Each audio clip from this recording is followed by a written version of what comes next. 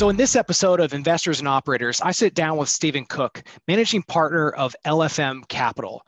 Stephen, awesome to have you on here. I would love to know just kind of the high level of what is LFM, what do you do there, and then we can rewind just to kind of hear your life story leading up to it. Yeah, sure. So LFM Capital is a fairly new private equity firm. We were founded in 2014. We're currently deploying our second fund.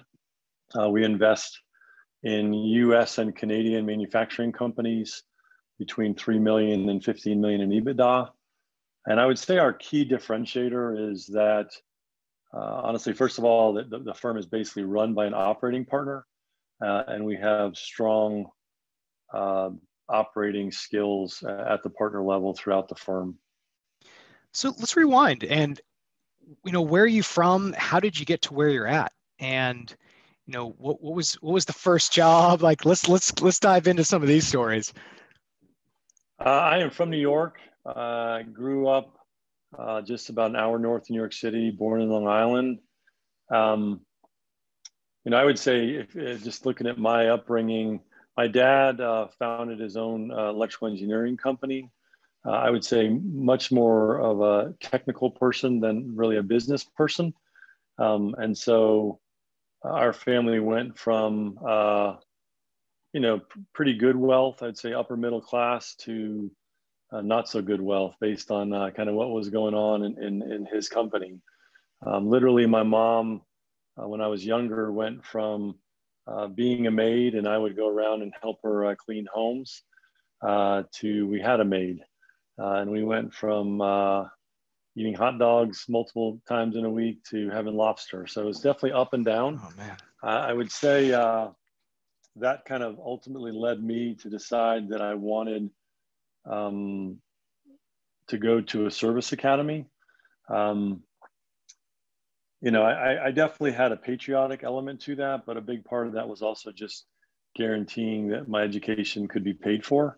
My sister is 2 years older, and at one point the family had to kind of pull her out of school for a semester just for financial reasons. So I just figured if we're struggling to get one through college, getting two through college is going to be a lot harder. And so ended up attending the Naval Academy and earning an electrical engineering degree there, same field as my father. And then when I graduated, I decided to go into aviation. So went through flight school, selected jets, and then ultimately was a bombardier navigator on an A6.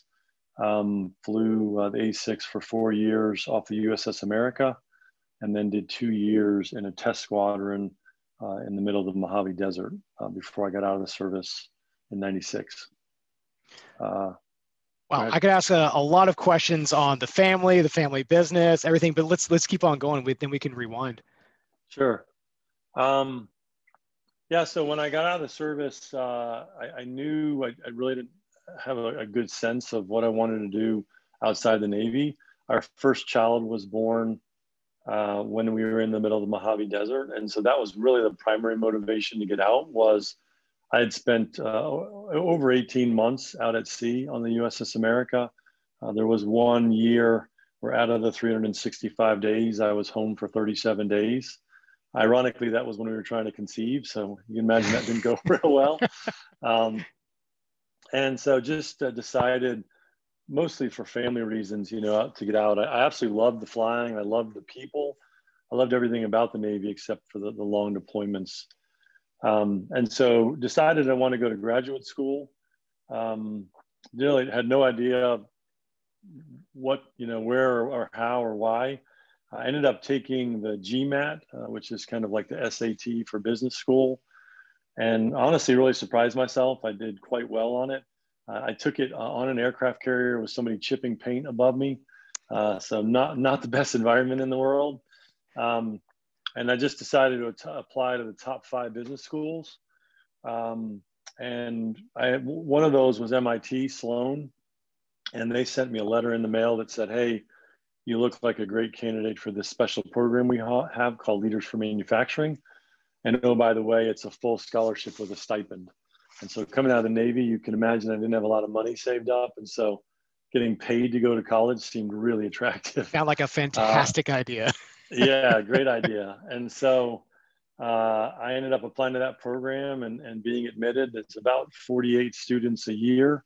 It's a dual degree program where you simultaneously earn a master's in engineering and an MBA.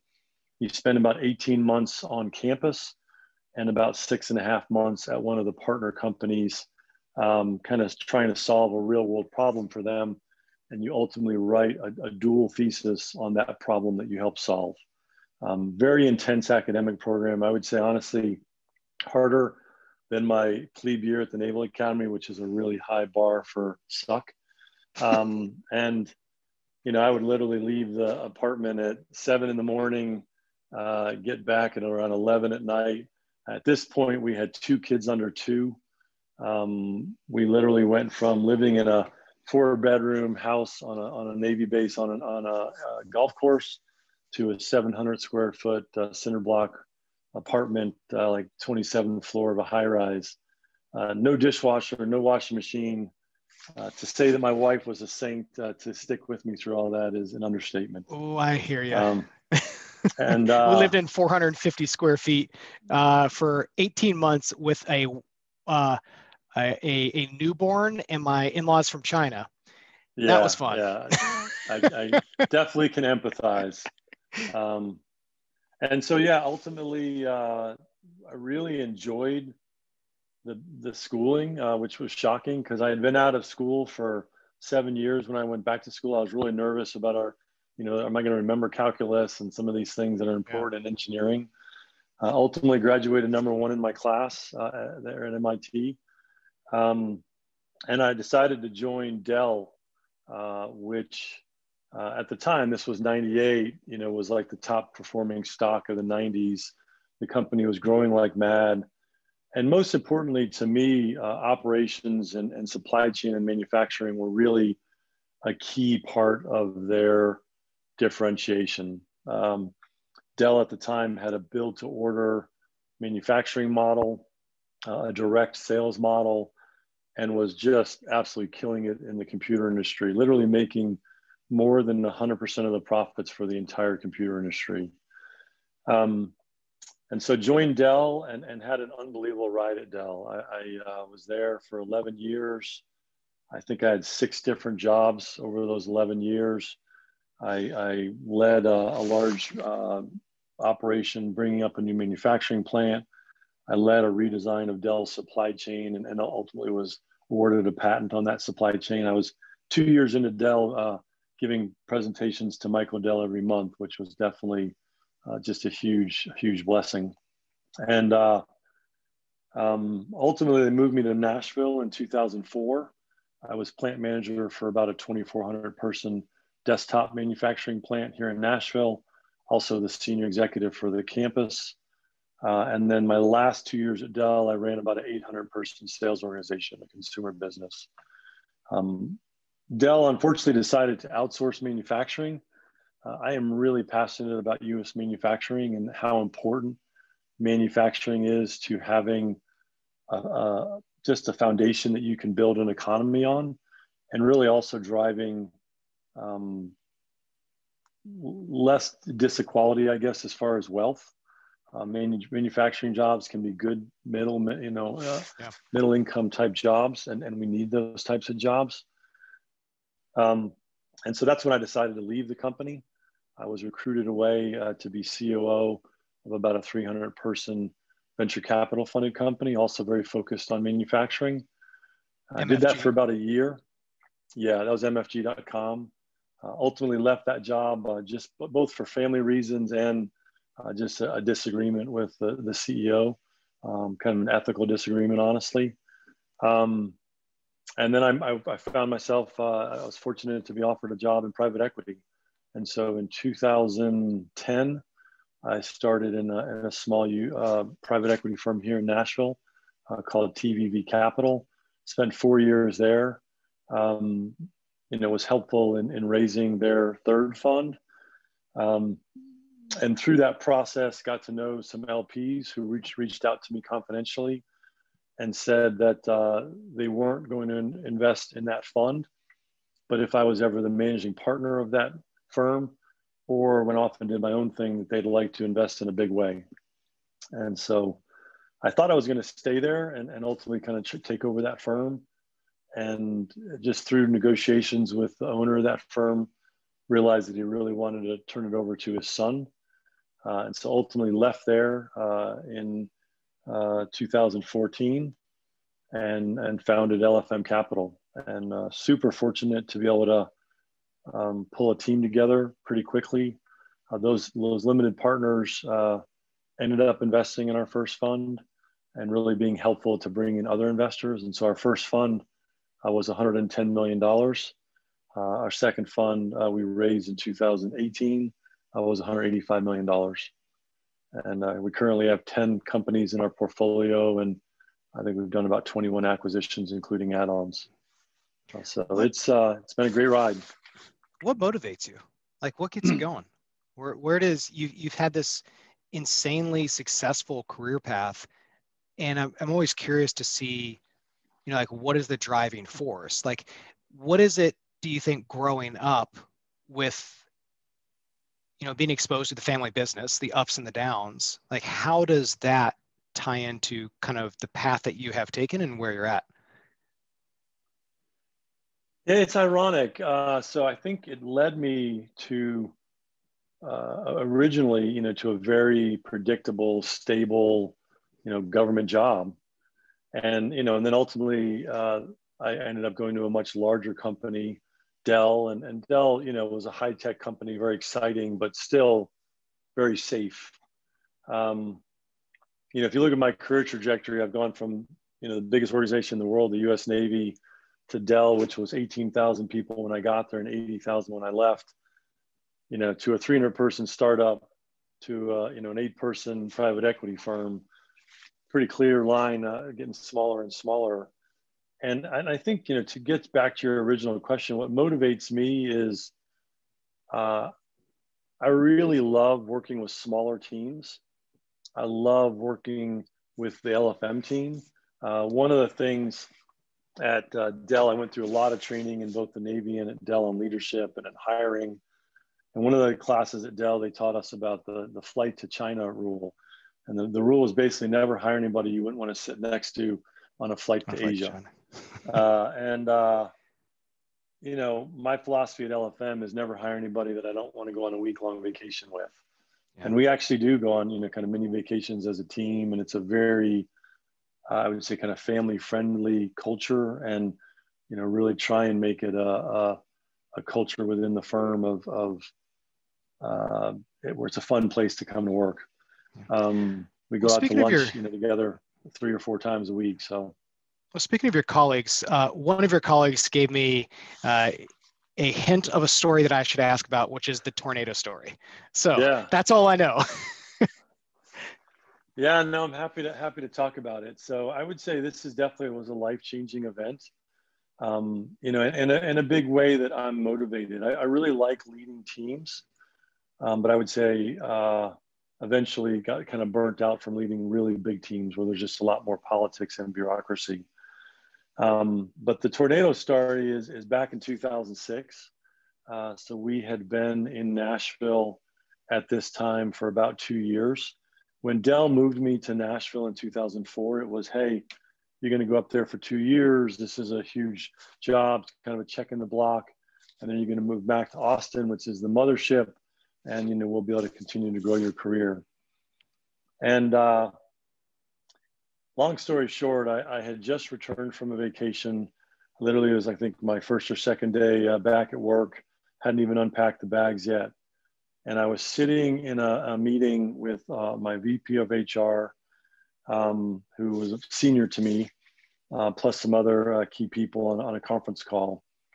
And at the time, I carried 2 cell phones, and my personal cell phone rang, which was pretty odd. And so I picked it up, and it was a good friend of ours named Connie, who was also a teacher at our 2 older kids' school.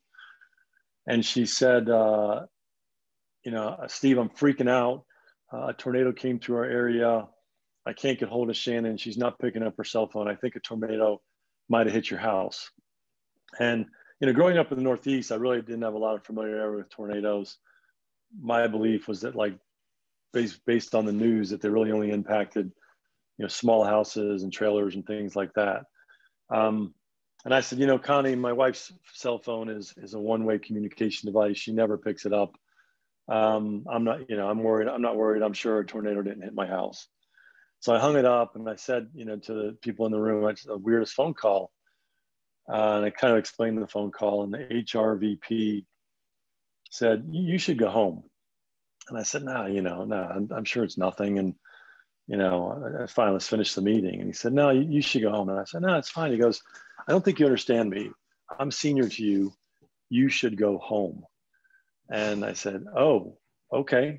And so I left the meeting, and I was kind of walking the hall, and ironically, my aunt and uncle were they had just landed in Nashville. They were going to be driving to my plant for me to give them a plant tour.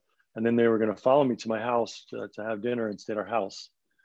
And so I just was like, I'm sure I'm going to leave. And then my aunt and uncle are going to show up here, and it's going to just be a wild goose chase. So I wasn't sure what to do. And then all of a sudden I noticed that my personal cell phone had a voicemail, but it had never rang, which was really weird. And so I picked up the voicemail, and it was my wife. And she said, Jackson and I are alive, but we have no earthly possessions. Come home as quickly as you can. That was her whole message. So I was like, I guess I better go home. So I jumped in my car. I let my leadership team know what was going on. It was the longest drive in the world. Normally it would take about 20 minutes. The tornado had kind of gone east to west or west east. I was trying to go south to north, and I just couldn't get above the debris line. And cell towers were out, and people were calling me, and I was talking to my insurance company. It was just a huge blur. But literally, at one road, I was the last car to get over a bridge, and then they shut the highway down because a tractor trailer had kind of been picked up, spun around. The driver unfortunately killed, and I, that shut everything down. But I eventually got to my neighborhood. There were National Guardsmen at the neighborhood, never a good sign. I actually, when I was about a mile away from my house, I was kind of across a body of water between me and the house, and I saw pieces of my children's playscape. I was just like, oh, this is not going to be good. National Guard wouldn't let me in the neighborhood. And I said, look, my wife and 4-year-old are in that house. I'm getting there. And he said, look, I can't tell you what you can do on your neighbor's lawns, but you can't go on these roads. So I parked my car and jogged on my neighbor's lawns and got to the house. And it was destroyed, just as like I had been told. But ironically, if I had to list the top 5 best things that ever happened to me in my life, I would list this tornado, which just sounds absolutely crazy. And if my wife or child had been injured, it'd be a completely different story. But I would say, coming out of the Navy, I kind of had, I guess, almost like an Iceman type of kind of physical mask that I would wear. I don't think I was really connecting with the people on my teams and that were reported to me. And I really drove teams hard. I got great results, and Effective, but not emotionally available. Yeah, that's a great way to summarize it. This just shook me to my core. I'm very strong kind of believer spiritually. And I truly believe that like God used this tornado to wake me up and realize, that there's a lot more to life than just getting results at work. I was working way more hours than I should have been, probably 80 hours a week at that point. I was driving my teams harder than I should have. I had an infamous quote. The factory I was running was building consumer desktops. And so as you can imagine, Christmas was a huge time of year for us. When we had a holiday party, we typically had it pretty early in the season because of the demand. And we had a huge backlog already at this time of year. And I actually asked the team, I said, look, can we force people that aren't planning to go to the Christmas party to come to work and run the factory? And they were like, are you sure you even want to ask that question? It just seems kind of inhumane. But I would say this tornado just really opened my eyes to kind of the bigger picture about relationships, and really how important my family is to me, how important relationships at work are. The Dell team came out in force to help me through this very, very difficult time. It was just unbelievable. I was at the house probably till about 1 a.m. that first night. I couldn't sleep a lot. We were sleeping in a neighbor's house with no power, and there was no heat because there was no power. And I was probably back up at 6 a.m. I got to the house at 6 a.m. And, the Dell team, it was a Saturday, probably 20 people showed up. They had rented rental trucks. They actually stole Dell boxes and tape from my factory, and they boxed up like everything that could be salvaged. By like 1 o'clock, everything that could be salvaged from the house had been salvaged. They put it into storage. And this is something I'll also never forget. I've always done a lot of volunteer work. I was just brought up believing that that's important. And at the time, I was on the board for Middle Tennessee Boy Scouts. And never in my life had I been on the receiving end of help. And I'll never forget, these Cub Scouts showed up at my house about noon the next day. They had made peanut butter and jelly sandwiches. And I hadn't eaten since noon the previous day. And I didn't even know I was hungry because I just had so much adrenaline going. And all of a sudden I see these kids in the Boy Scout uniform, a Cub Scout uniform, giving me peanut butter and jelly sandwiches. And it was literally the best food I've ever had in my life. It was just unbelievable. And that was just like another one of those reminders, like, wow, oh yeah, what am I doing in my life with my family, right, my community? Who am I? What are my priorities? Can you kind of rehash, what was what was the context that you were growing up, with a family business? And then let's just kind of unpackage that a little bit more, just kind of see how that really affected, your life to where you're at today, starting the firm. I understand, like, one of the things that we talked about was how it really, actually, no, I won't rehash it. Over to you. Yeah, I would say, it's interesting. I think if your parents, run a super successful business, that you are, immediately drawn right out of college into kind of that same sort of entrepreneurial atmosphere. The business my dad ran, I would say, really, really good engineer. He actually helped design the first VCR, which was a game changer when I was younger. He designed the camera system for the space shuttle. Ironically, he designed the camera systems around the world that actually score bomb hits.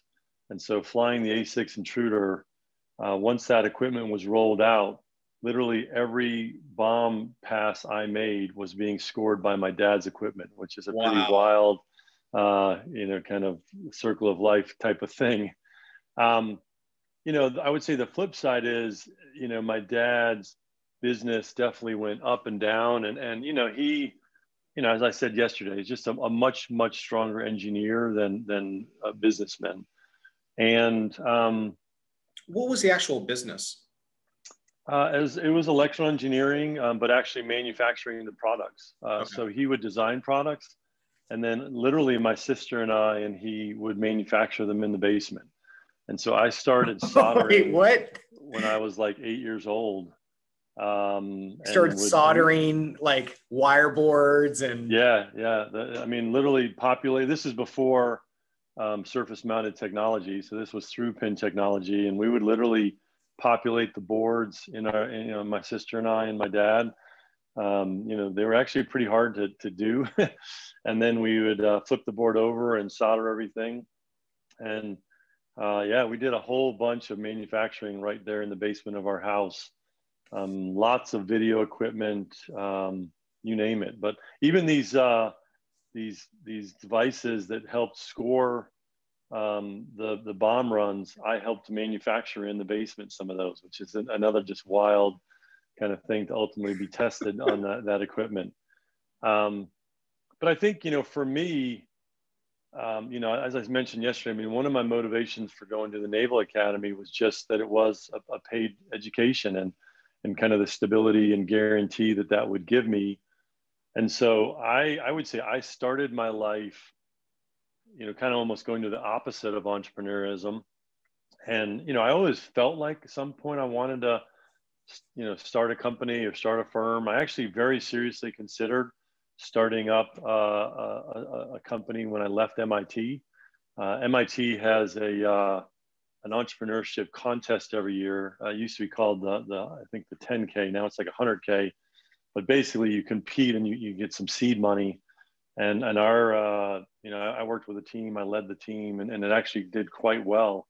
And we seriously considered doing that. But ultimately, I was more drawn to Dell and kind of, again, I think that stability. Having young kids, having gone without income for 2 years, I was, a guaranteed income was. Didn't know anything about that. Yeah. I've been doing the entrepreneurial path for 4 years. The ups and the downs. What was it like growing up with, you said your dad was really good at engineering, but sometimes not the best at business. What are some of the challenges that you guys went through as a family and with the business? I mean, our family kind of income definitely wildly swung. And, as I mentioned yesterday, literally, I when I was younger would go around with my mom and clean people's houses. And then, later we had a maid. I mean, we just went from one extreme to the other, up and down with his business. And eventually my mom actually ended up starting her own business as well.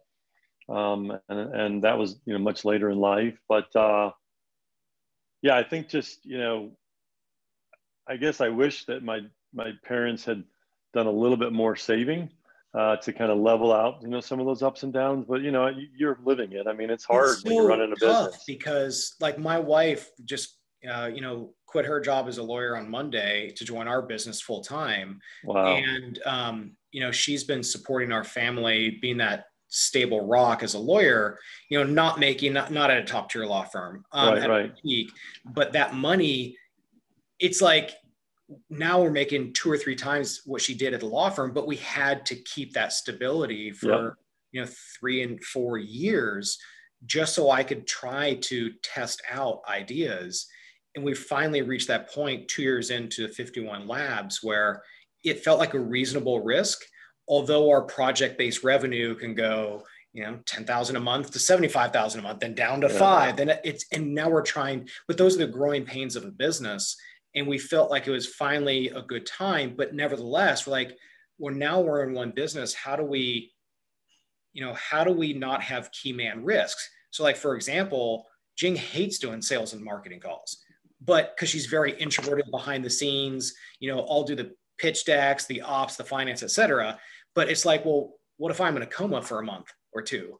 You got to be able to take calls and to walk people through it. So it makes me think about your family upbringing, just the family business, and just thinking through that risk. And for us, it's very real. We've lived it. Yeah. So I think, an interesting kind of story, if you fast forward to how LFM was founded, again, I went from the Navy to Dell, the really big company, especially by the time I left, to a 300-person kind of startup, to a 10-person private equity firm.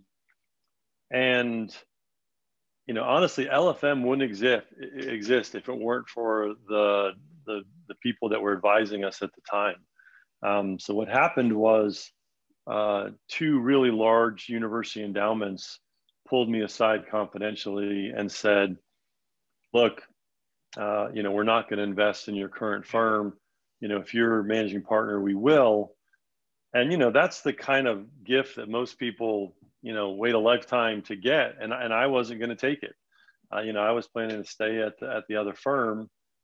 And, it ultimately just became more and more obvious that was not going to be a good long-term career, for me, and it really wasn't going to be good for our investors either. And what ultimately happened was, we were working with both a fund kind of formation type lawyer who had been trying to negotiate our agreements with our firm and kind of a local Nashville lawyer. And, you know, lawyers in this industry are really expensive. And, you know, I didn't have a whole bunch of money saved up. So the first time I met with the local lawyer, and this is when we fully expected to work things out with our When was our this? current firm.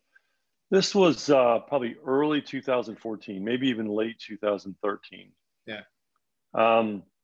And we sit down with this lawyer. He happens to be the managing partner for the firm. I'm even shocked that happened, like it's a pretty, you know, large firm here in town. And at the very first meeting, he said, "Steve, this is not going to work out." And I said, "You know, what are you talking about? This is definitely going to work out. You know, this is logically, it would make sense for this to work out. That's better for, you know, the owner of the firm. It's better for us." And he said, "I'm telling you, this is not going to work out. Can you live for a year without any income?" And this is, I mean, I've got a daughter at this point who's a senior in college, you know, a son who's a sophomore, I mean, not a senior in high school, you know, so about to enter college. And I was like, heck no, you know, there's no way I could live for a year without income. He goes, "I want you to refinance your house today." And I said, "You know, that's really expensive. Like, I'm not going to do that. I think this is going to work out." He said, "I'm giving you an order." This is the first time I met the guy. He goes, "I'm giving you an order. I want you to go refinance your house." And so he said, "It won't cost you anything the day you close. Start the process today." And he gave me the name of a broker. So I started the process. We got the ball rolling, you know, and over the next month or two. Wait, this is your funds placement lawyer?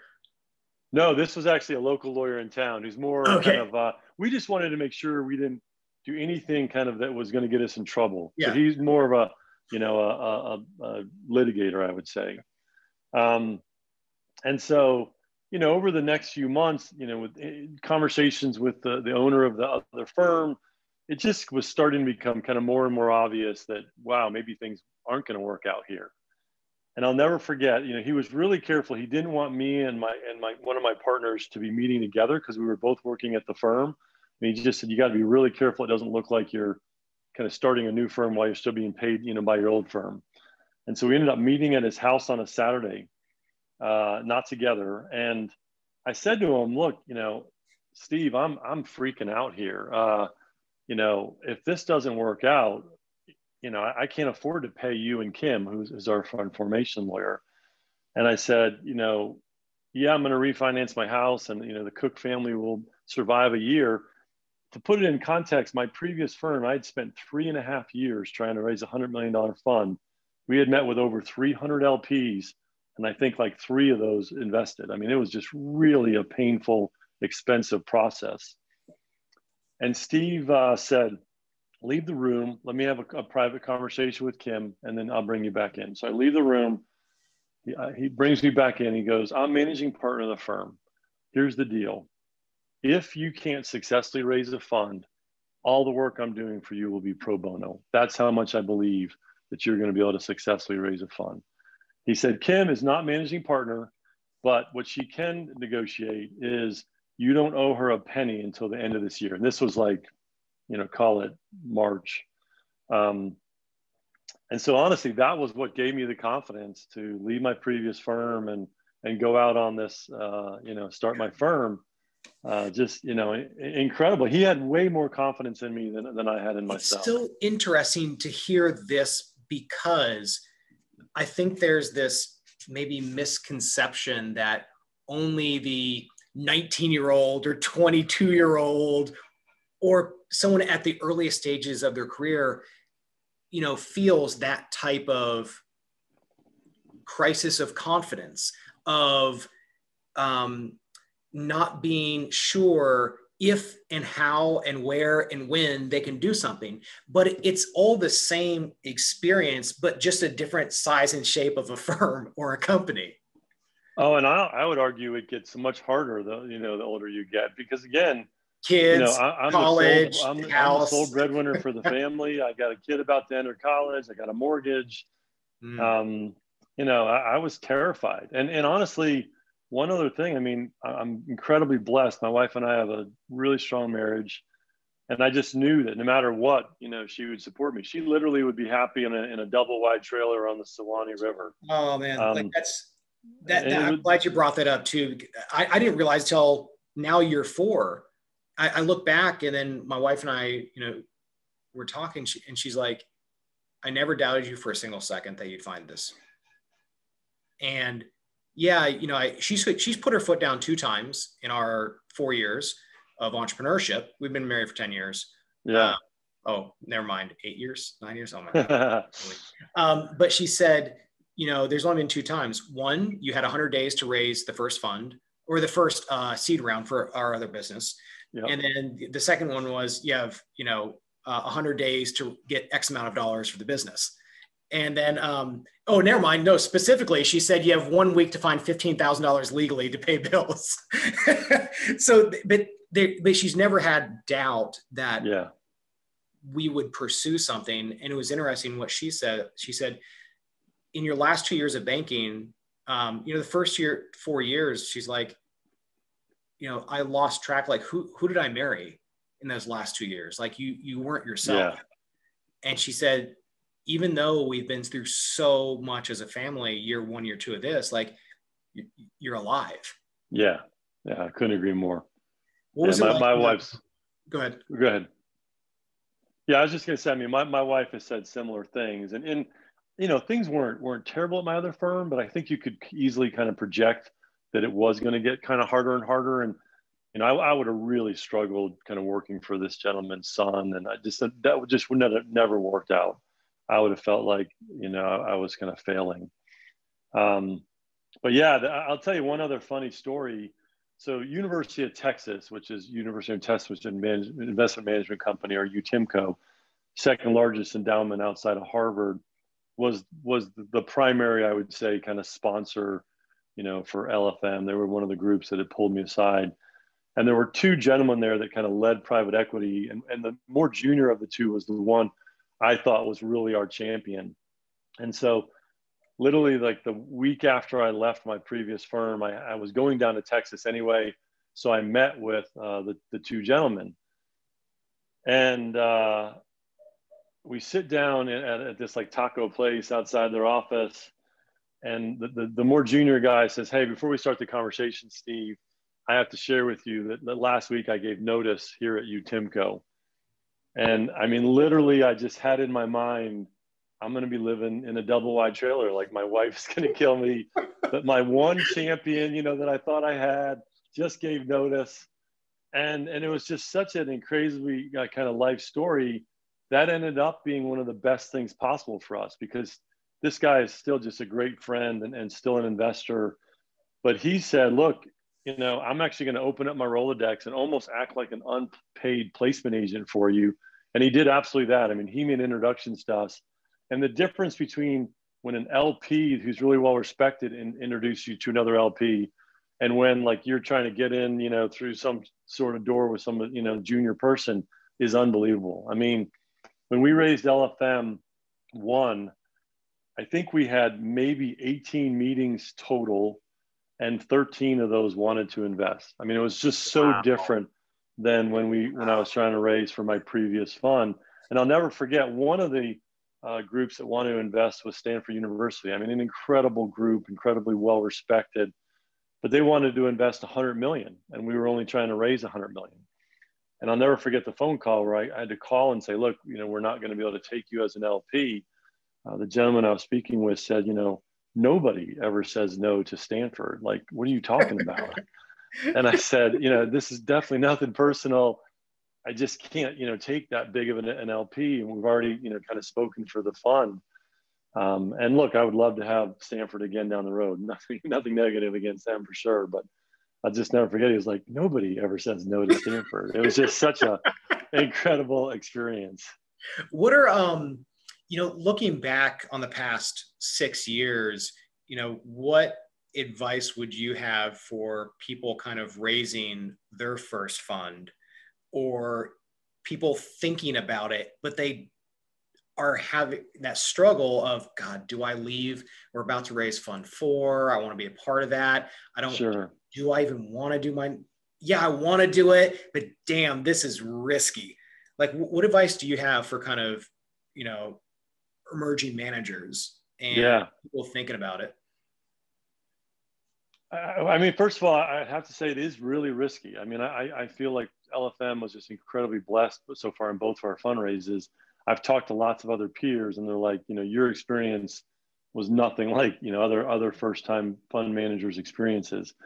That being said, I would say, you have to believe in yourself. You know what I mean? If you don't just, have incredible confidence and belief in yourself, you're not going to be successful. And secondly, I would say, well, on the first point, yeah. On the first point, did you have the data to substantiate believing in yourself?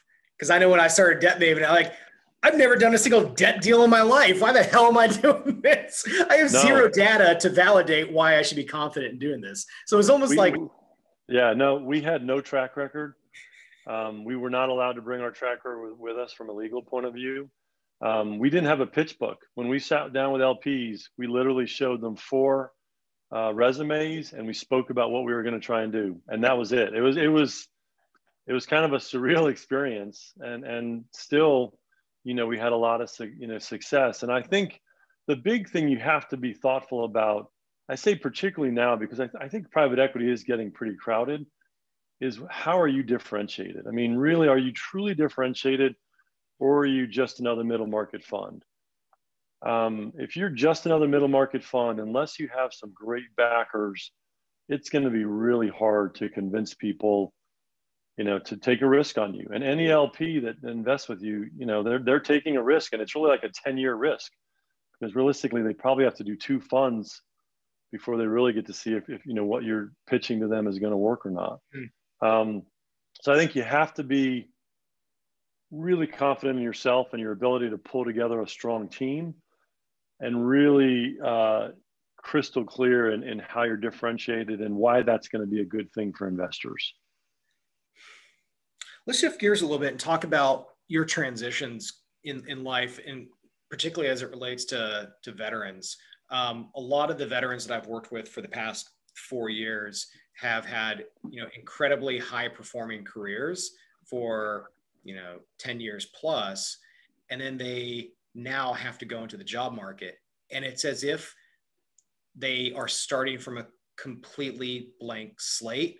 And it's just like almost a shock of like, I have no idea what the heck I'm going to do next. Yeah.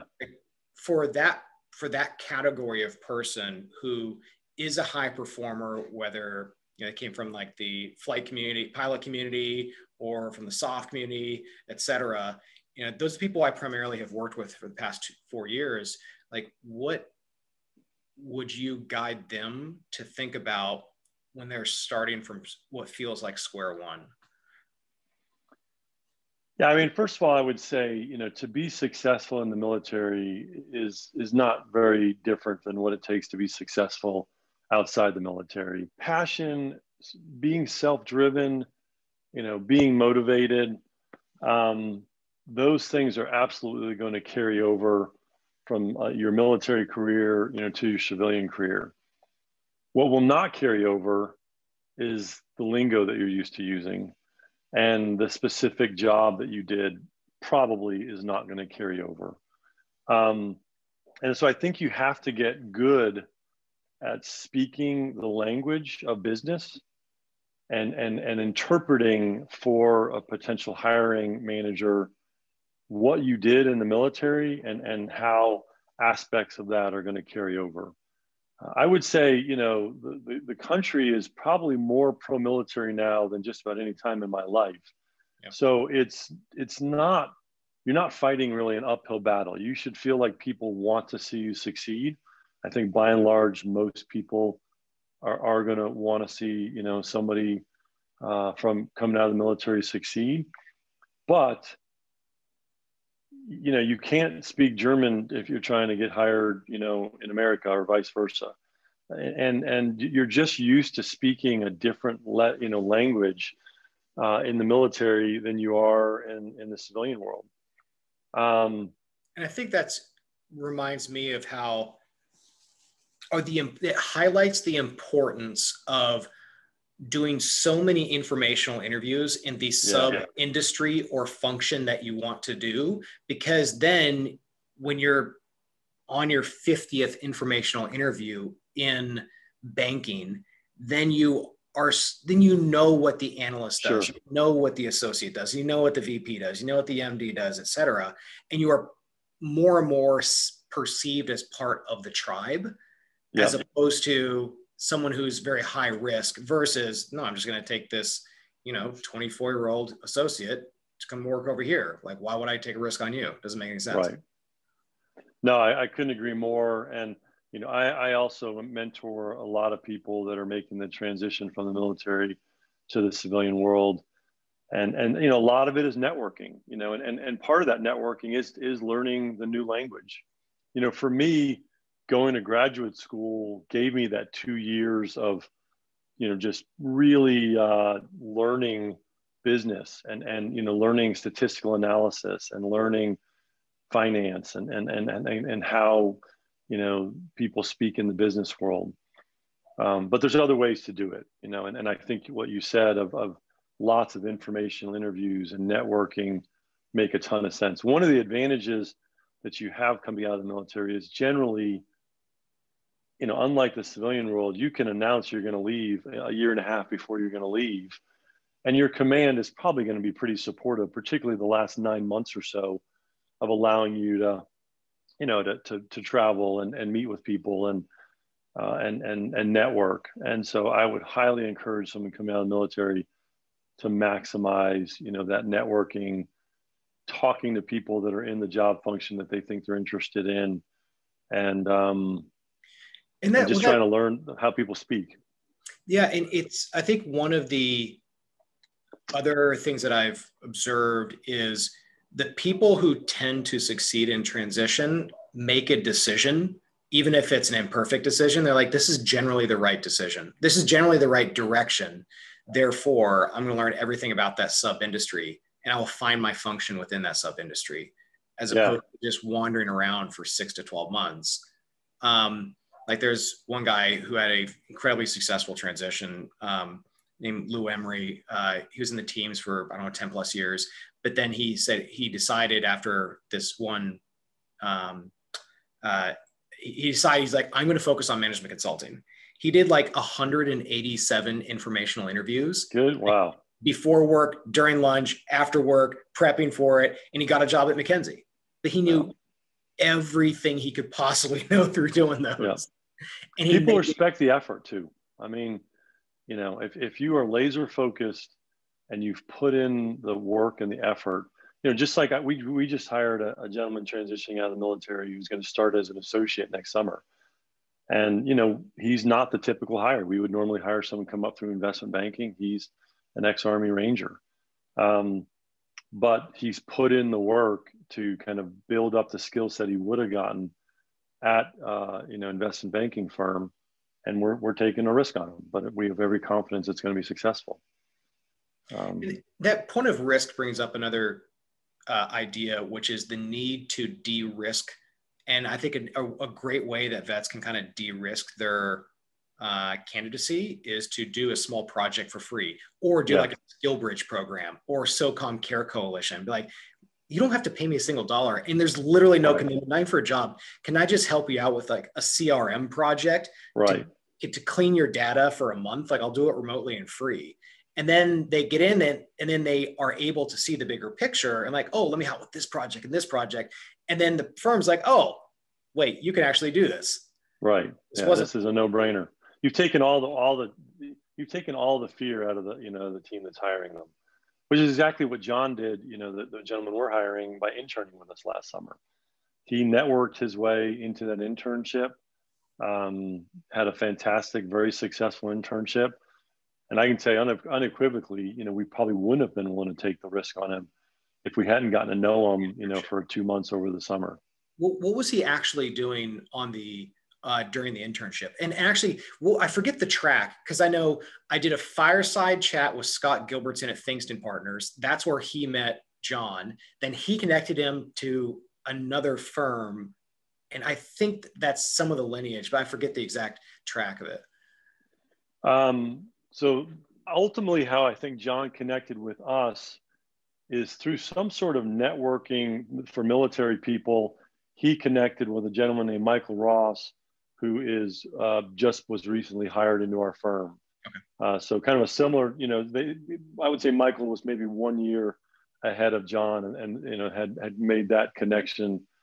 And the work that John was hired in to do was really more business development, working for Jessica, cold calling business owners, doing research online about businesses that might be attractive for us. But what that enabled was, we were actually doing a deep dive at the time on a company that sells military gear. And we're like, gosh, John's in our office. Why wouldn't we have him kind of do the due diligence and some of the modeling on this company? And so, he spent a month maybe doing that work for us, which is basically what associates do for us. And, that was what gave us the comfort that, wow, he killed it. When he did this work for us, that's exactly the job that an associate does. Why wouldn't we bring him on board next summer and to do this work?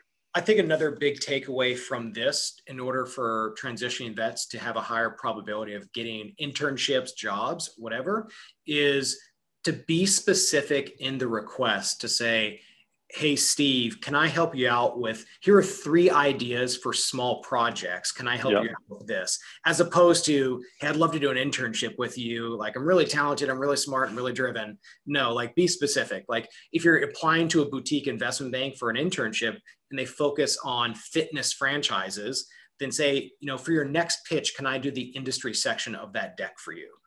Or something very, very specific. It's like, oh yeah, that's a no-brainer. It takes the thinking out of it completely. Right. Yeah, and I would also say, with John, our firm had some fear that he was going to get into that associate role. And, he's probably 30 and be like, wait, I'm like side by side with these 24-year-olds. I'm working my tail off. Do I not get any credit for my time in the military? So we had real heart-to-hearts with John. Are you sure this is what you want to do? Do you know what you're getting yourself into? Don't think we don't value your time in the military. You will likely promote faster, than peers would because of that maturity and because of what you've done.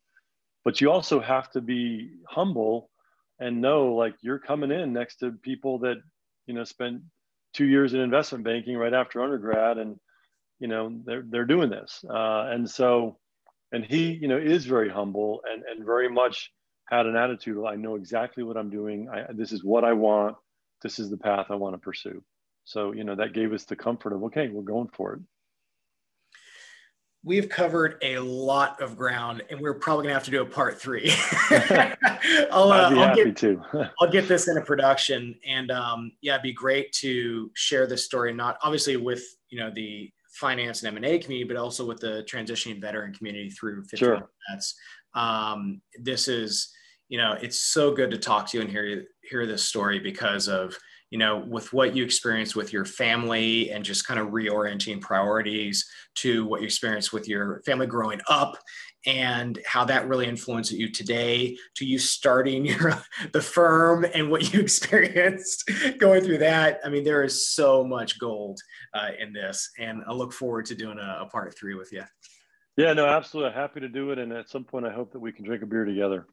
In an actual physical world, not a virtual world. Well, we'll be moving down to Atlanta in April, so we will be closer than where we're at here in New Jersey. Well, I'll move you halfway. I'll meet you halfway. Sounds good. Talk to you soon. Take care.